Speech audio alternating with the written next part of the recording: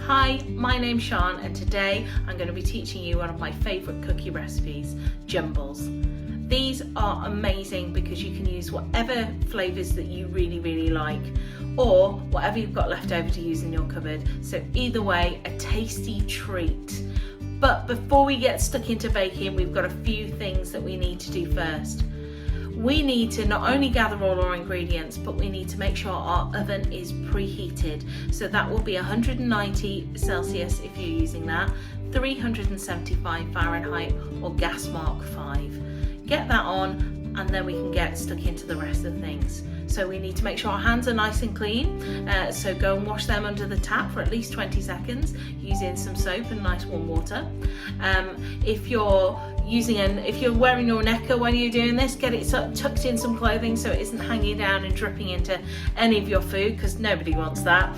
And I recommend using a apron to protect your clothes from any unwanted spillages. You don't want flour over your uniform, do you?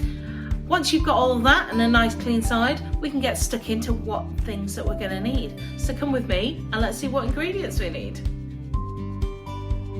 Let's look at what equipment we're going to need to use to make our jumbles. We're going to need to do some melting of butter, so we're going to be using our hob to begin with today. You're also going to need a chopping board and a sharp knife for chopping up some ingredients. We will need a medium-sized saucepan. Also need maybe some little bowls if you want to pre-weigh all your ingredients before you start. I like doing it like this because it helps me sort out where everything is. We will also need a whisk, a sturdy spoon. I've got a silicone covered one, but a wooden or a metal one is absolutely fine. To make sure we've got the right weight of all our ingredients, we're also going to need a scales. You will need a teaspoon measurement, and lastly we will need 2 greased baking trays. If you don't want to grease your baking trays, or you've got them, some silicone liners will also work. Once we've gathered all that together, let's have a look at what ingredients we're going to need for our jumbles. In here I have 125 grams of unsalted butter that I have chopped up into smallish cubes. Don't worry about going tiny, just big enough that when we start to melt it, they all melt at roughly the same rate. And I put those straight in our pan ready to go. Next, I've got 175 grams of plain flour, and I've also got half a teaspoon of baking powder. That's already been sifted and mixed together, ready to go. Next, I'm going to need 100 grams of caster sugar. Okay, make sure you don't have to sift this, but make sure that if there's any lumps in there that you break them up with a spoon or your fingers. We're also going to use 100 grams of dark muscovado sugar. If you can't get the dark muscovado sugar, any light brown sugar will work as well. In this bowl, I've got a medium egg and half a teaspoon of vanilla extract, just to give it a nice little taste. And the last ingredients is where you get to put your spin on your biscuits. So we need 100 grams of fillings.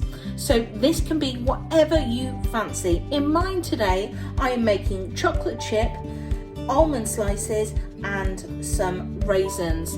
I've chopped up some of the bigger ingredients, so I've chopped up my raisins and my almond slices, so they're in slightly smaller pieces, so they mix up thoroughly with the biscuits and give a nice even mix. But as I said, you could put marshmallows, you could put honeycomb, whatever you really like to use. And that's it. That's all the ingredients we're going to need to make some really tasty biscuits.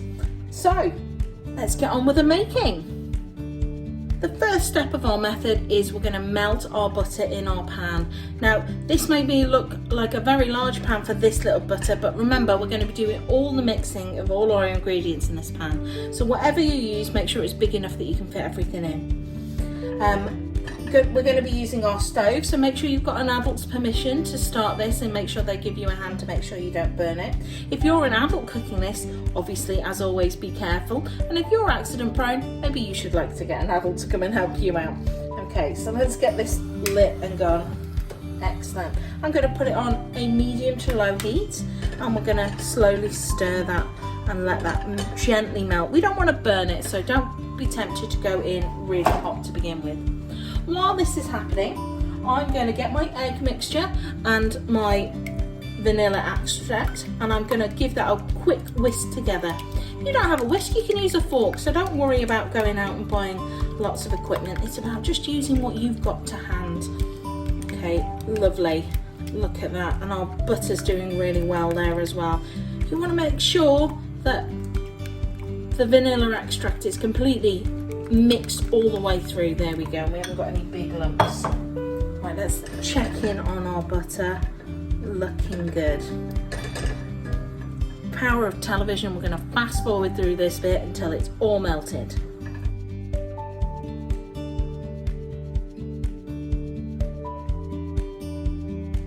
Alright, welcome back. That, as you can see, that is completely melted down and just started to bubble. It only took me a minute or so to get to this point, so it doesn't take long.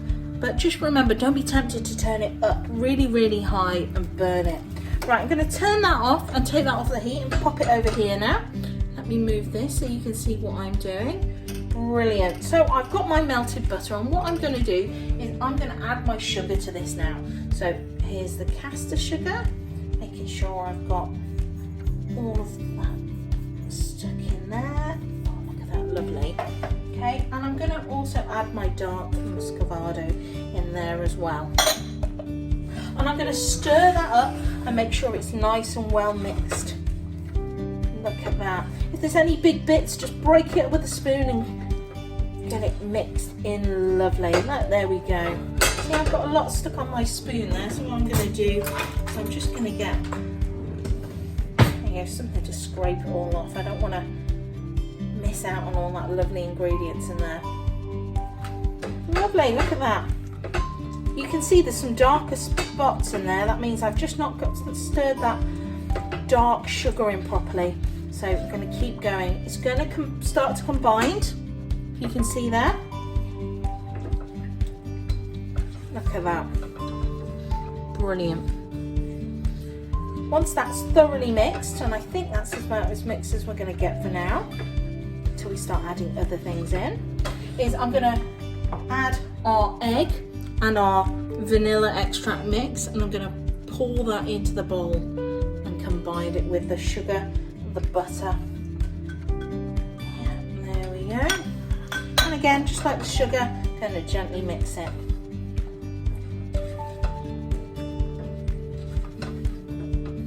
Don't worry, you're not going to over mix this, but make sure we don't under mix it. So just keep going until it all starts to go in one.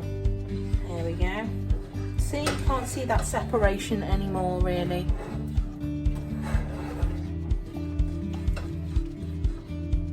Lovely. Right, now, there we go, there's a good thing. We've got that sugary mixture. You won't be able to see any of the butter on the edge. It should all combine now. Into this, I'm going to put in my flour and baking powder. If you haven't sifted it, now's the time to do it. And in there, that creates a nice light airy texture for us. And then we're going to mix that around. And we're going to stir in until it's thoroughly combined. Is that here? And you can see it a little bit better. At first it might feel like you're not getting anywhere, but honestly, keep going. It won't take much longer.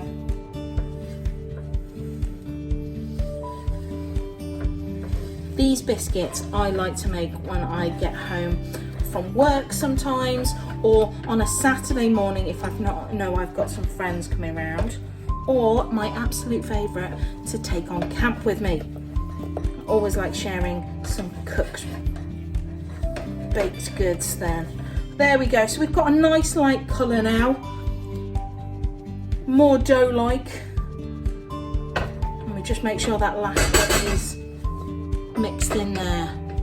Right, now that's thoroughly mixed in, we get to add in our flavours. So remember, whatever flavours that you're using, make sure they're in small bite-sized pieces so it gets into our mix and mixes well. I'm just going to pour mine in there. I've gone for some nuts for a bit of crunch, some chocolate for that sweet night melty taste, along with some nice raisins to give it a nice chew, as well as that sweet blast. Look at that. Should start getting a bit stiff now. That is our mixture. We are nearly there. Now we're all mixed up. We're going to head over and put it on our trays. For the next bit, we need to measure out our biscuits and put them on our tray ready to be cooked.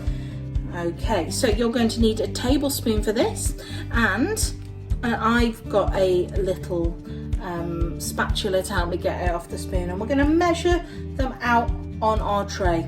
The mixture we've got makes about 16 all in all. I'm just going to do the one tray so you get to see what I mean, but you keep going until you filled up your 2 trays. So I'm going to get just the 1 tablespoon, and I'm just going to pat it out gently so it makes a rough circle.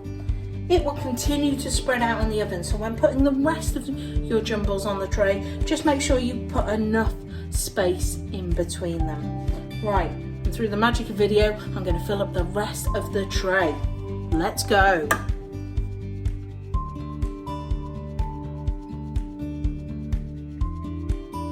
Okay, so I've got 4 biscuits on my tray, but remember, just do it to whatever you've got, and you can always put multiple batches in. That mixture won't be going anywhere, so you can do it in your own time. But well spaced, slightly rounded shape, and now it's time to put them in the oven. These will bake for about 10 to 12 minutes, depending on your oven. Some are hotter than others, so just go with whatever you know your oven cooks best with. But I'm going to put mine in for about 10 minutes, and then we're going to come back and see what they look like. We're aiming for a nice golden brown colour. Okay, so let's see how we get on. Okay, and here are my jumbles straight out of the oven. Now, you're making sure we use good oven gloves here to make sure we don't burn ourselves. But as you can see, mine have been in for about 10 minutes. They're nice and golden brown and even on the top, and they're going slightly nice and crispy around the outside. That lets me know they're done. Your oven might take a little bit longer, but just keep checking on them until you get this kind of colour. Okay, I'm going to leave these on the tray for another 3 to 4 minutes to cool down a little bit and get some structure, and then I'm going to use a fish slice to get them off the tray and onto a cooling rack, and leave them until they're completely cool. And there you have it, your very own Jumbles biscuits. When they are completely cool, you can keep them in an airtight container, and they'll keep fresh for up to a week. If you can get them to last that long. So why don't you have a go at baking your own Jumbles biscuits? Maybe you want to do it for a badge, maybe you just want to do it to share with friends, or maybe take on a camp, who knows. Thank you very much for watching. Don't forget to subscribe to Scoutadelic for more crazy ideas and baking videos, and I hope to see you soon. Bye!